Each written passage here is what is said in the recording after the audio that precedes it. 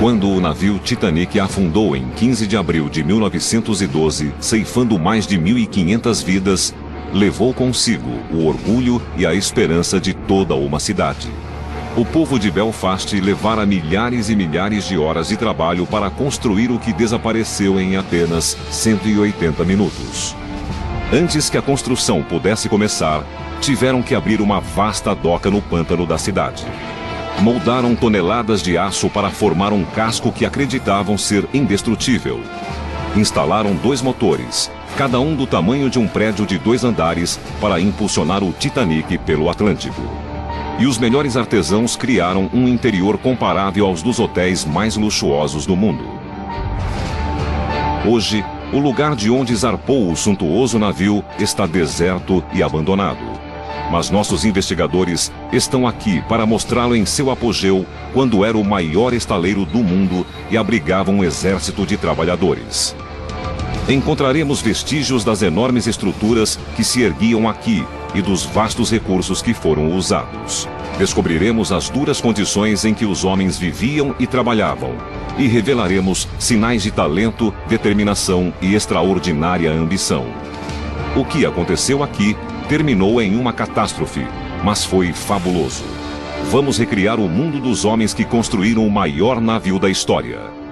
Este é o mundo perdido do Titanic.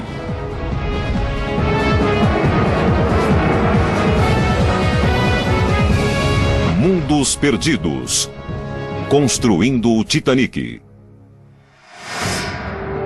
O Titanic foi construído aqui, no estaleiro Harland & Wolff, em Belfast, Irlanda do Norte. À época, Belfast era um dos portos mais movimentados do mundo, por onde passavam mercadorias de todo o Império Britânico. Mas a costa de Belfast nem sempre foi assim. Houve um tempo em que a cidade nem sequer tinha um porto natural grande, a ponto de acomodar um navio como o Titanic. Nossos investigadores, o engenheiro Rupert Kayser e a historiadora Jennifer Regan, tentarão descobrir como e por que este local, antes um pântano, foi transformado no maior e mais procurado porto do mundo. Querem recriar a imagem do mundo que gerou o Titanic. Jennifer Regan, da Universidade de Georgetown, é especialista em história do início do século XX.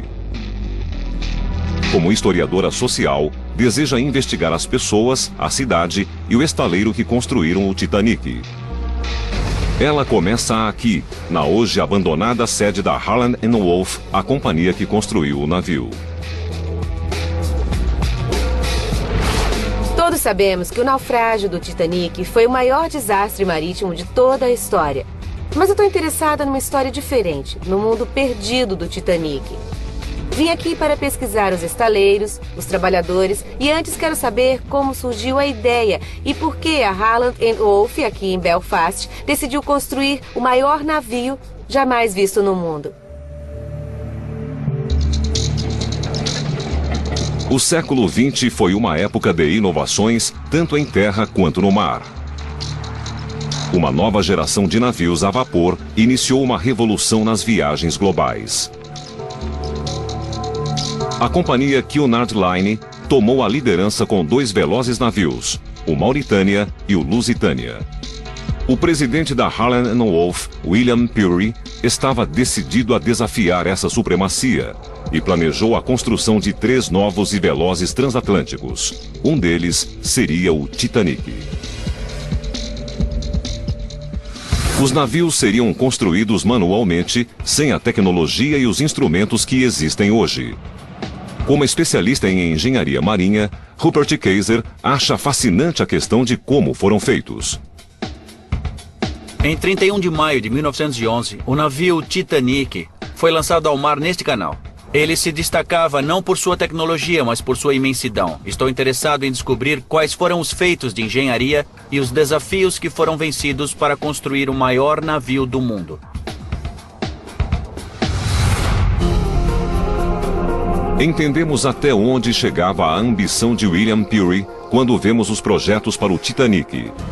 O navio teria 270 metros de comprimento, o equivalente a 6 Boeings 737 enfileirados. O Titanic teria capacidade para 3.500 pessoas.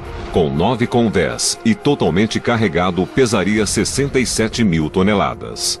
Seria o navio mais alto e mais pesado do mundo. 5 anos antes, o planejamento começou aqui, nos escritórios da Harland & Wolff. Em um depósito, Jennifer encontrou os projetos originais do navio. Estou examinando projetos que datam exatamente do período do Titanic. São lindos, feitos à mão. E isso não é papel, e sim linho. Descobri que todos os detalhes do Titanic foram elaborados nesta sala. Dos convés, às maçanetas, tudo foi decidido aqui. Esta enorme sala estava cheia de projetistas e arquitetos trabalhando. Um pequeno exército foi mobilizado para o trabalho. Jennifer está com Una Riley, da Sociedade Titanic de Belfast, para saber mais detalhes. Una, a partir dessa planta do navio, o que realmente aconteceu? Por que decidiram construir um navio tão grande assim? Qual a razão? Foi graças a um homem, William Perry, que era presidente da Harland Wolff na época. Ele queria muito promover Belfast e conseguir trabalho para a cidade e o estaleiro. Naquela época, os navios modernos eram os de Cunard, o Lusitânia e o Mauritânia, construídos para cruzar o Atlântico velozmente. Mas Perry decidiu não competir nesse mercado. As Américas estavam se abrindo, muitos imigrantes queriam ir para lá e ele decidiu construir os maiores e mais luxuosos navios do mundo para atrair os milionários e encher os outros espaços com imigrantes. A ideia de Peary era lucrar não apenas com os ricos, mas também com os passageiros de terceira classe, para quem a viagem para a América seria o começo de uma nova vida. A maior parte do espaço ficava com os passageiros da primeira e da segunda classe, mas a maioria das pessoas estava embaixo, na terceira classe. Foi o projeto de construção náutica mais prestigioso da história, realizado no maior estaleiro do mundo. A criação do estaleiro foi um feito em si mesmo.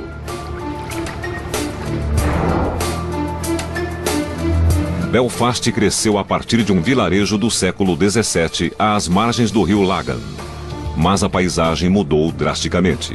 Para saber como isso se deu, Rupert Kayser procurou o historiador Stephen Cameron.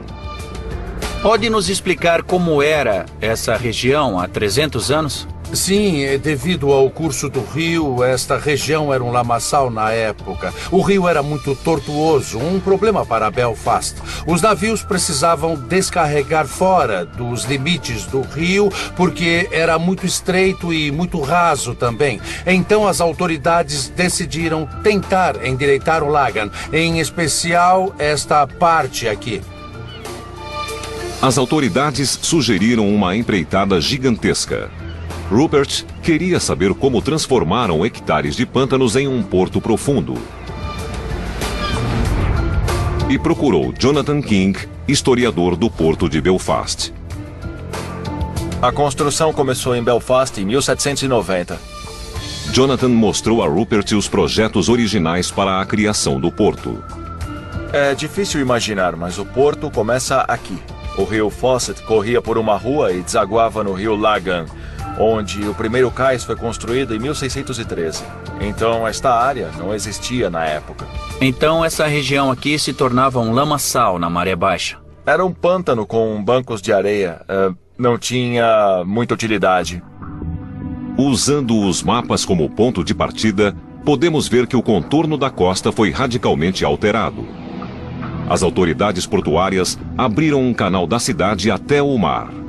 A lama e os materiais que dragaram foram usados para criar toda essa superfície. O Titanic seria construído em uma ilha artificial chamada Queen's Island, que media 100 mil metros quadrados.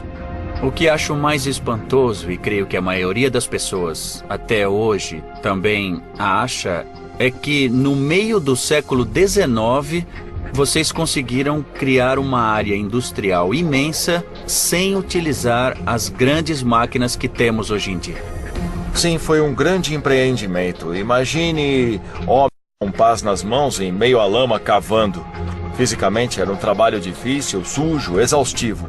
Mas foi maravilhoso, pois deu a Belfast a terra e o espaço necessários para construir navios. Em 1909, o porto da cidade de Belfast era um imenso canteiro de obras. Para os trabalhadores, o estaleiro era o melhor do mundo e estavam prontos para começar a construir o Titanic. Sem imaginar o final trágico que teria essa iniciativa, começaram a transformar o sonho de William Peary em realidade. Nossos investigadores estão em Belfast, na Irlanda do Norte, para revelar o mundo que gerou o Titanic. Nos anos anteriores à construção do navio, um porto vasto e profundo fora criado para acomodar grandes navios. Mas como nada das dimensões do Titanic jamais fora tentado, o passo seguinte, antes que a construção pudesse começar, foi criar um estaleiro à altura do trabalho. Uma gigantesca estrutura de aço seria necessária para a construção do casco e precisaria ser a maior do tipo. Jennifer Regan e Una Riley, da Sociedade Titanic de Belfast, foram ver o que restou dela. Deixamos a sede da Harland & Wolff, onde nasceu a ideia, onde os projetos foram elaborados, e viemos para onde o navio foi construído. Onde nós estamos? Nós estamos no estaleiro onde o Titanic foi construído. Na verdade, foi naquela área ali. A estrutura que o cercava tinha quase 250 metros de extensão e 30 metros de altura. Hoje restaram apenas vestígios da armação. Vemos restos da estrutura aqui. Esses tocos de metal? Isso mesmo, mas antes tinham dezenas de metros de altura. Então foi aqui, foi nesta área que está abandonada agora e que foi construído o Titanic. Sim, isso mesmo. Mas antes havia estruturas e centenas de pessoas. Sim, era um verdadeiro formigueiro.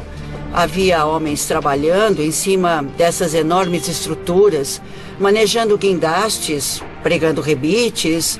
Era uma área muito barulhenta e perigosa. A estrutura dominou a paisagem de Belfast durante 6 décadas. Tinha 16 guindastes, além de elevadores e passarelas. Pesava mais de 6.000 toneladas. Rupert Kaiser encontrou-se com George McAllister, que trabalhou no estaleiro. Deve ter sido impressionante vir aqui pela primeira vez e encontrar aquela imensa estrutura de metal e os 2 navios sendo construídos. Eu trabalhei aqui aos 16 anos e ficava muito espantado com o grande barulho e o número de homens que trabalhavam só aqui nesta área. O barulho ensurdecedor da construção era ouvido em toda a cidade. O primeiro barulho que os visitantes ouviam era o das placas sendo marteladas. Os homens trabalhavam o dia todo apenas com martelos batendo no aço. Eles saíam daqui surdos. Não resta a menor dúvida disso. Eles não tinham proteção para os ouvidos? Não tinham proteção para os ouvidos, nem botas, nem luvas, nem capacetes, absolutamente nada. A indústria naval era a principal da cidade. A maioria dos trabalhadores pertencia à comunidade protestante de Belfast. Jennifer e Una percorrem as ruas onde moravam os operários que construíram o Titanic. Então essa é uma das ruas onde moravam os milhares de operários da Harland & Wolff. Era aqui. Isso mesmo. É uma típica rua de casas geminadas, onde moravam os trabalhadores. Essas casas simples eram aquecidas por fogões a carvão e iluminadas por velas. Não possuíam encanamento e, embora tivessem apenas 4 cômodos, costumavam abrigar um grande número de moradores. As famílias que moravam aqui eram muito numerosas, com 6 ou até mais filhos. Puxa, e milhares de operários da Harland & Wolff moravam em outras ruas quase idênticas a essa. Sim, isso mesmo. A construção do Titanic criara um número sem precedentes de empregos. Além de novas casas, lojas, igrejas e escolas também foram construídas. Em toda a cidade, houve uma explosão de obras para acomodar os novos operários e suas famílias. Hoje, Muitas casas estão sendo reformadas, mas entre as ruas há pistas ocultas de como era a vida há 100 anos. Esta é uma foto de Belfast no início do século XX. Esta rua conserva muitos de seus traços originais. Sim, de fato, como o calçamento e também os postes de iluminação. Os postes são lindos. É verdade, são postes de iluminação a gás e é maravilhoso que ainda estejam aqui.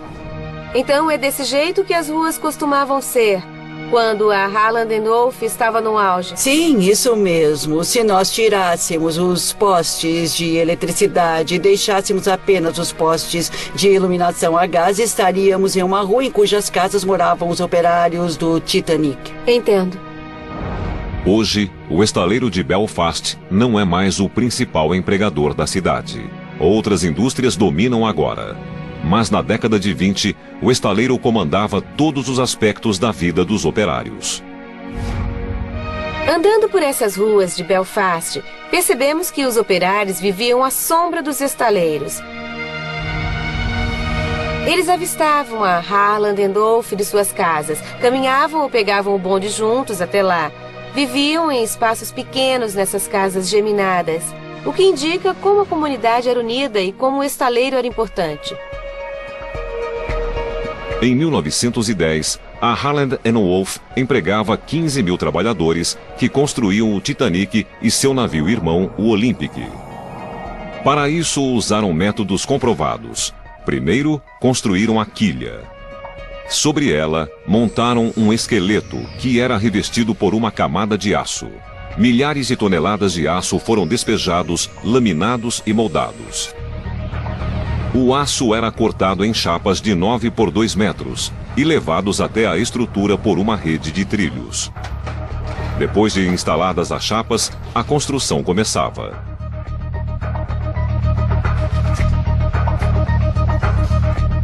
O estaleiro está repleto de vestígios desse processo.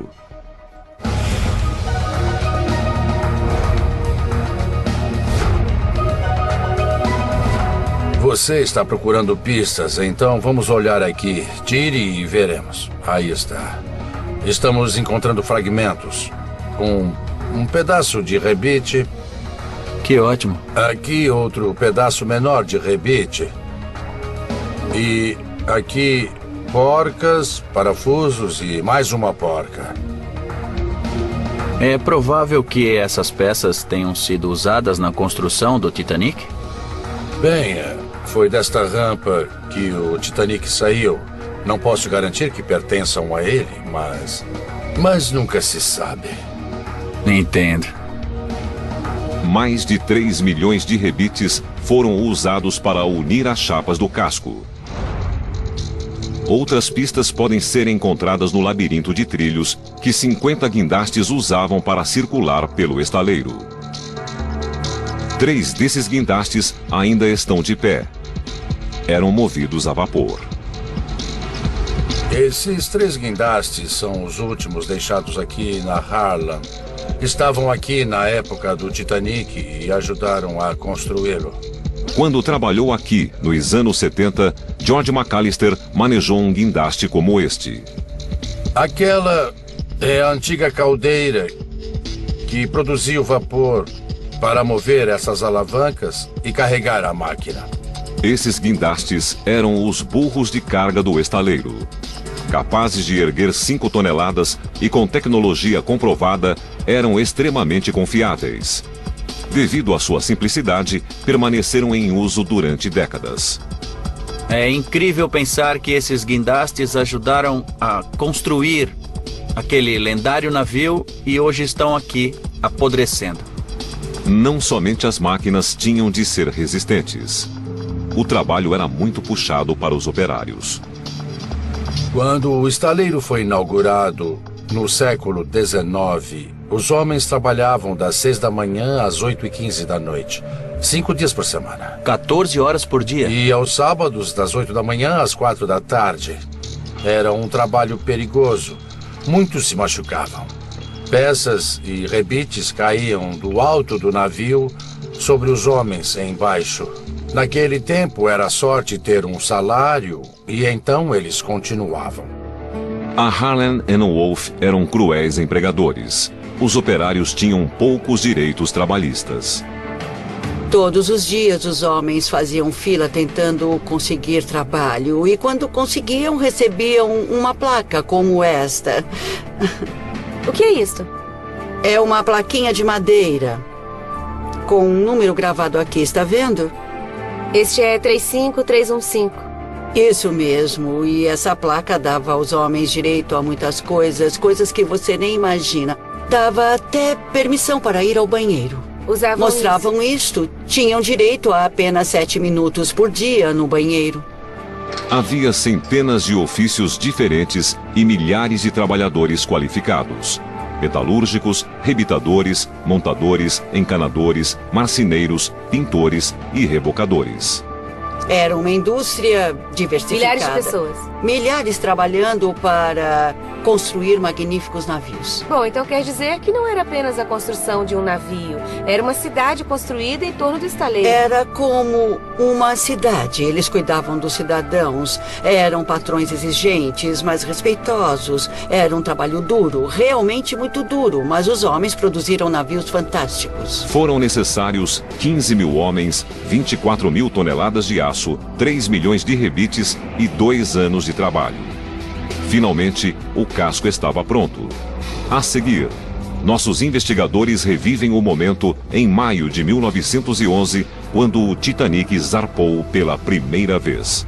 Podiam quebrar uma perna ou morrer, como aconteceu. Nossos investigadores viram como a costa de Belfast foi transformada para permitir a construção do Titanic. Então, depois de 2 anos de trabalho duro, os 15 mil homens terminaram o casco. O passo seguinte, antes do trabalho no interior, era lançar o navio ao mar. Foi um momento de celebração e ansiedade. Una Riley, da Sociedade Titanic de Belfast, conta como aconteceu. Una, fale como foi o lançamento. Sabemos que 10 mil pessoas vieram ver, mas na verdade só lançaram o casco do navio, não foi isso? Sim, isso mesmo. Primeiro, o casco foi construído neste lugar e foi lançado a partir daqui em 31 de maio de 1911. O peso do casco descansava sobre suportes de madeira. Para o navio entrar na água, as escoras foram derrubadas manualmente. Para investigar esse perigoso procedimento, o engenheiro Rupert Kaiser voltou à rampa do Titanic com George McAllister. O Titanic era o maior navio do mundo.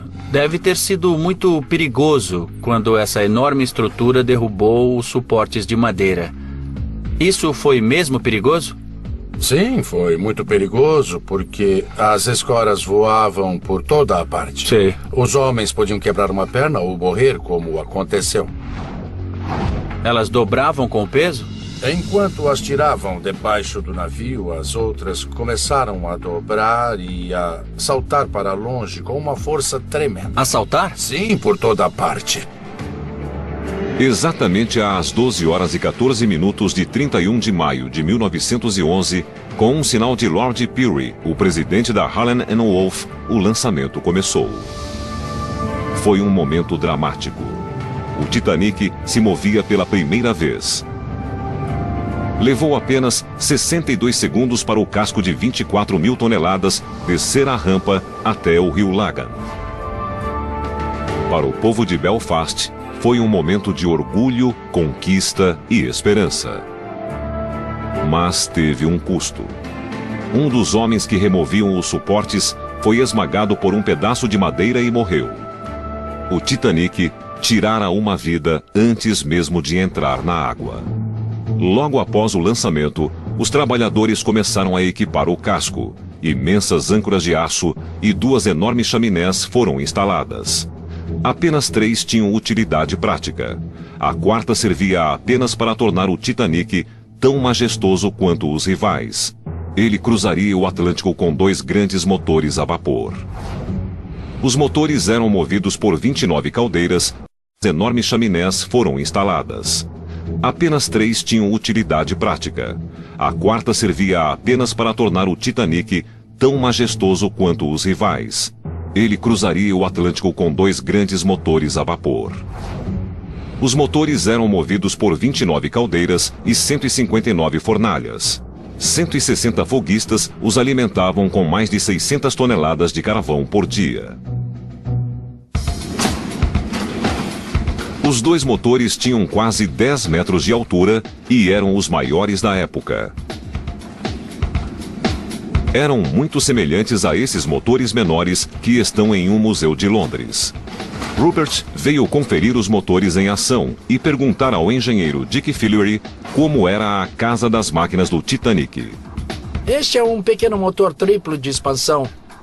Os motores do Titanic eram 5 vezes mais extensos e 4 vezes mais altos. Em vez de apenas uma passagem ao redor como este, eles tinham 3 ou 4 passagens que subiam até o topo. Era escuro e sombrio dentro da sala das caldeiras, não havia muita iluminação e esses motores na escuridão pareciam maiores do que eram.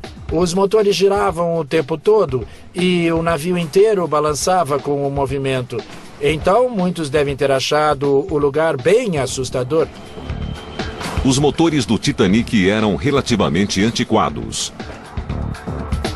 A Cunard, a companhia rival, equipara seus navios com turbinas, mas os criadores do Titanic confiaram no modelo tradicional. Por que motores como estes foram usados no Titanic? Eram eficientes, usavam menos combustível do que os motores simples e era uma tecnologia comprovada. Já existiam havia anos, as pessoas sabiam montá-los e manejá-los. Eles eram confiáveis e era disso que as companhias gostavam. Mas o Titanic contava com um turbomotor auxiliar, movido pelos gases expelidos pelos motores principais. Esse motor extra movia uma terceira hélice central. Isso é estranho porque, na época, os navios tinham ou motores alternativos ou de turbina. Então, por que fizeram essa combinação? Bom, acontece que para ter eficiência em um navio, a coisa mais importante é levar o combustível. Quanto menos combustível puder carregar, mais passageiros e carga caberão no navio. Com os motores instalados, o Titanic precisava passar da água para um dique seco, onde o casco poderia ser finalizado. O Dick Thompson era o único capaz de acomodá-lo.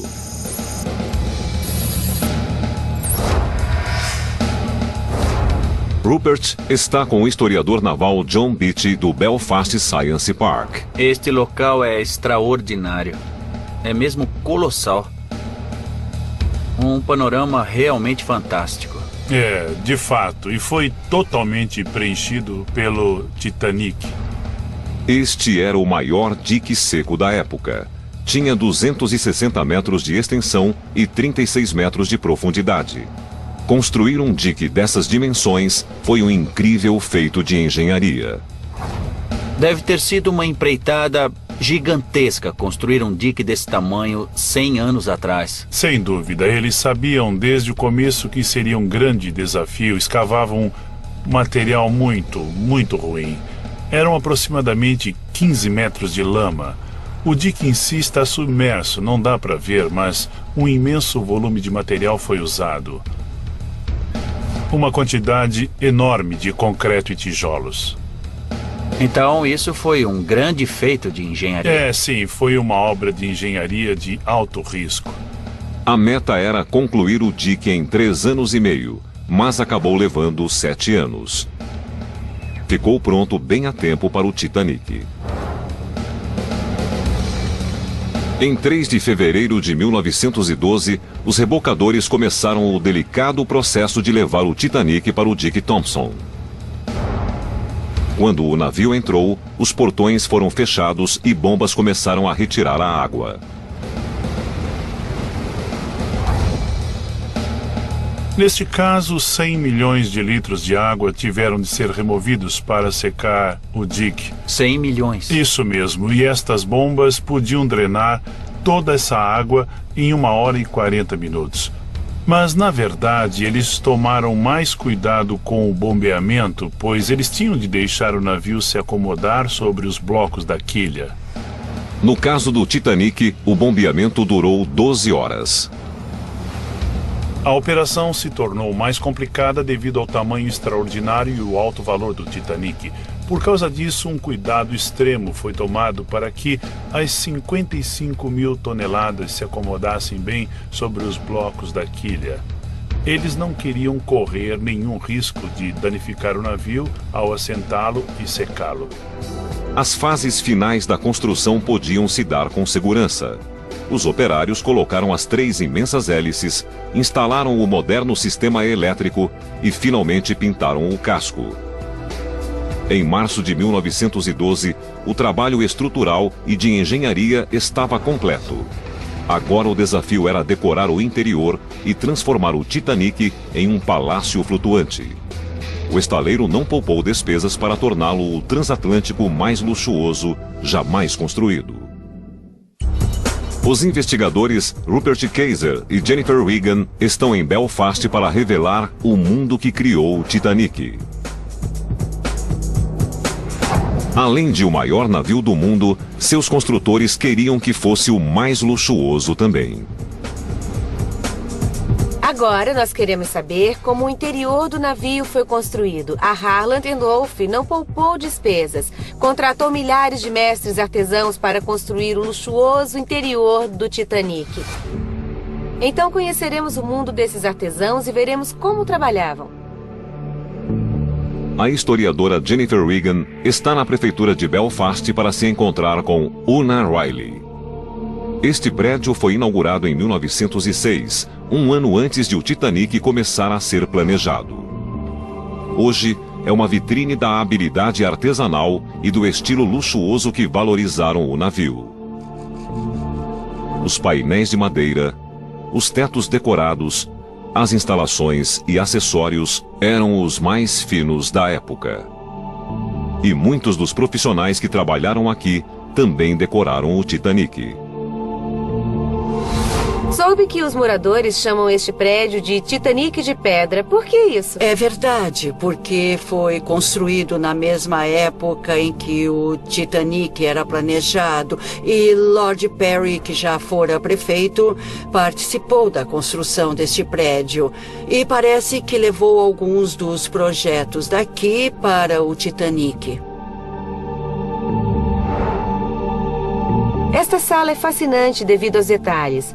Foi construída apenas 6 anos antes do Titanic, então é o mesmo estilo de época. Há tantos detalhes no teto, nas cornijas e nas colunas, e os vitrais são magníficos. Com certeza. Não se fazia nada pela metade em Belfast no começo do século XX. Tudo era feito segundo os mais altos e refinados padrões, assim como o Titanic. As acomodações de primeira classe se equiparavam às dos mais luxuosos hotéis. E o grande destaque era a majestosa escadaria que levava do tombadilho à vasta sala de jantar. Para saber exatamente como era o interior do Titanic, Jennifer viajou de Belfast para Northumberland, no nordeste das Ilhas Britânicas. Na antiga cidade de Alnwick, ela descobriu uma cópia exata da sala de jantar do Titanic. Em 1936, o Hotel White Swan foi restaurado com móveis e acabamentos que pertenceram ao Olympic, navio irmão do Titanic.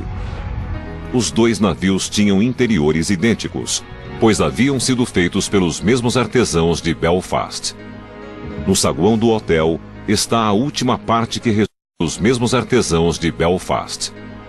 No saguão do hotel está a última parte que restou da grande escadaria da primeira classe. John, me diga o que sabe sobre esta magnífica escadaria. É um belo exemplo. É a última parte que restou da grande escadaria do navio Olympic, idêntica à que havia no Titanic quando afundou em 1912. É uma única peça, pois não restou nenhuma outra escadaria dos navios Olympic. Os deslumbrantes detalhes da sala de jantar do hotel revelam mais sinais da habilidade dos artesãos de Belfast. Os tetos, janelas, lustres e os refinados painéis de madeira refletem a idade de ouro dos transatlânticos. O hotel oferece uma rara oportunidade de sentir como era a vida a bordo do Titanic. Então isto é o mais próximo que podemos chegar da sensação de estar na sala de jantar do Titanic? Sim, exatamente. Vemos esses lindos tetos decorados, os vitrais, os painéis. Há tanto para admirar. Sim, e tudo original. Claro que a sala de jantar do Olympic era bem maior do que esta. 10 vezes maior. Era enorme. O revestimento de madeira é primoroso. O trabalho artesanal é incrível. Os entalhes do Olympic foram todos feitos na Harland Wolff, como os do Titanic, e os artesãos trabalharam muitas horas, noite e dia, para criar esta maravilhosa obra. Peary sabia que o luxo era o melhor modo de atrair clientes abastados.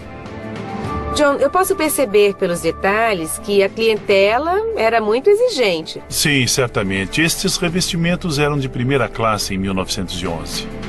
Pensaram em tudo. E este lustre é de bronze? São peças originais do navio. Sim, são de bronze. Havia centenas a bordo. E eram modernas, pois são elétricas. Sim. São lindas. Os detalhes estão relacionados à função do ambiente.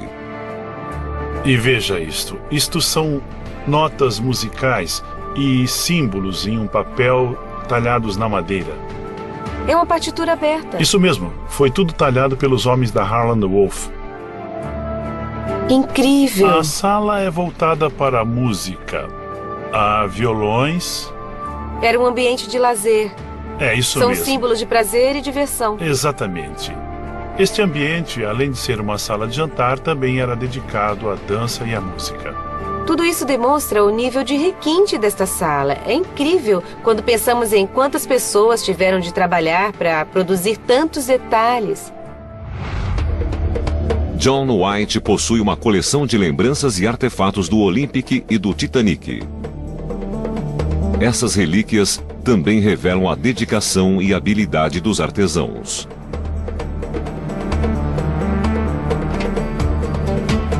A sofisticação do interior de navios como o Titanic mostra a variedade de especialistas envolvidos nesse trabalho. São detalhes muito interessantes, como peças de metal, de vidro, de porcelana, até mesmo as maçanetas.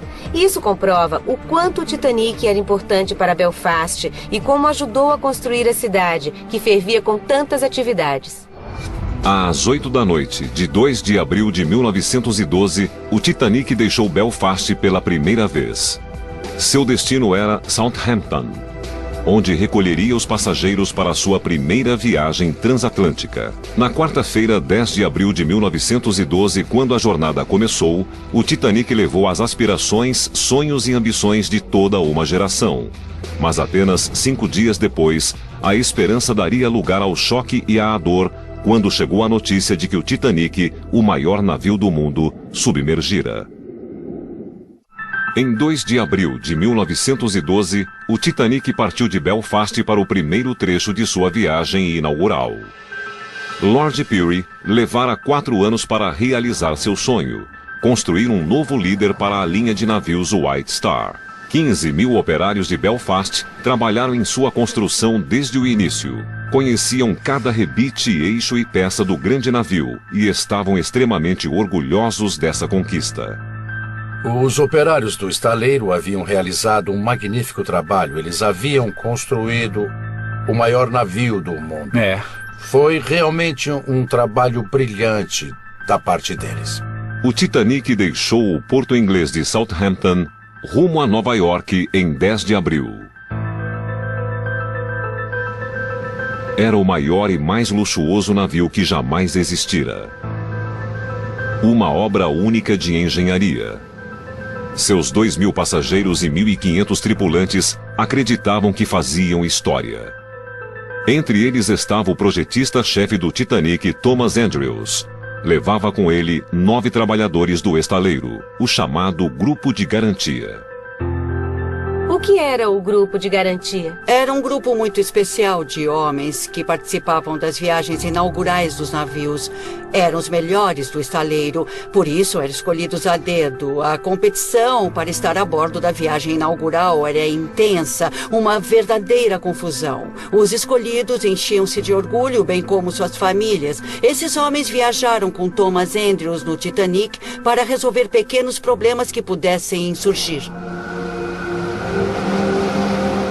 O desastre aconteceu 5 dias depois da partida, talvez o acidente mais notório da história marítima. Uma colisão com um iceberg causou um dano que ninguém seria capaz de consertar. E o Titanic afundou 3 horas depois. Quase 1.500 pessoas morreram.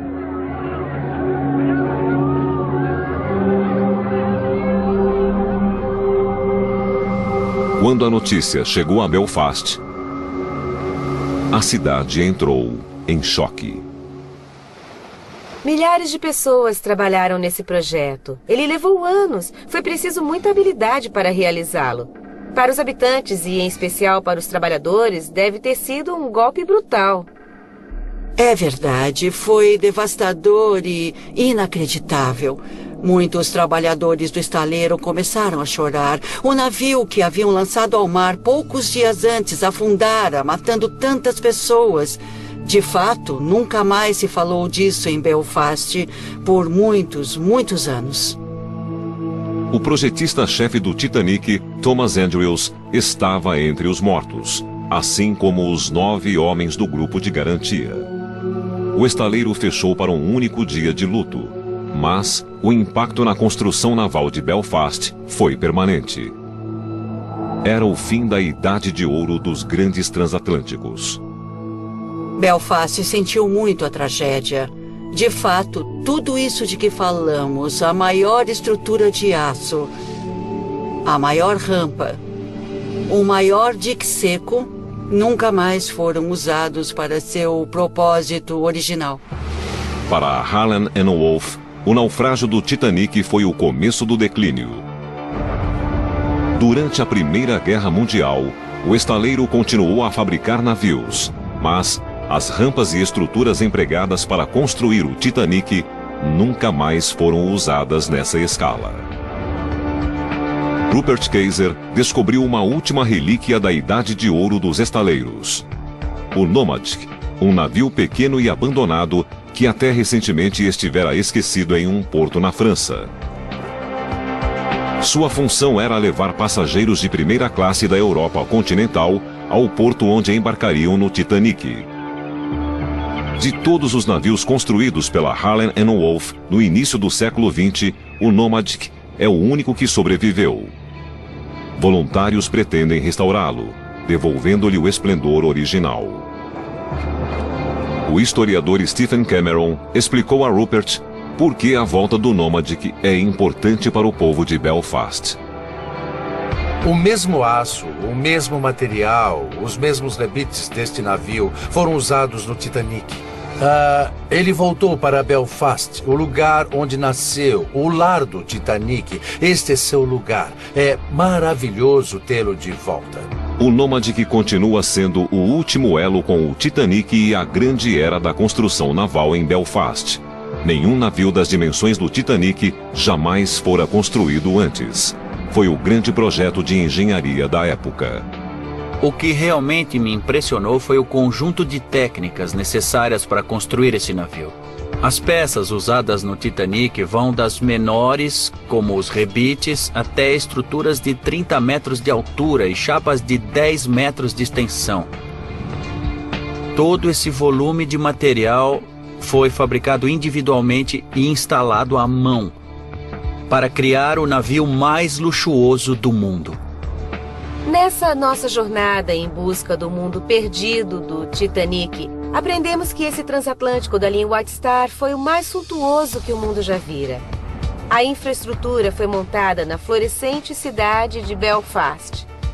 Construíram um enorme estaleiro e uma comunidade se formou em torno dele. Milhares de pessoas, entre operários e artesãos, vieram a esta cidade para construir o magnífico navio. Embora tenha terminado em um doloroso desastre, a história do Titanic também foi feita de conquistas, talento e dedicação.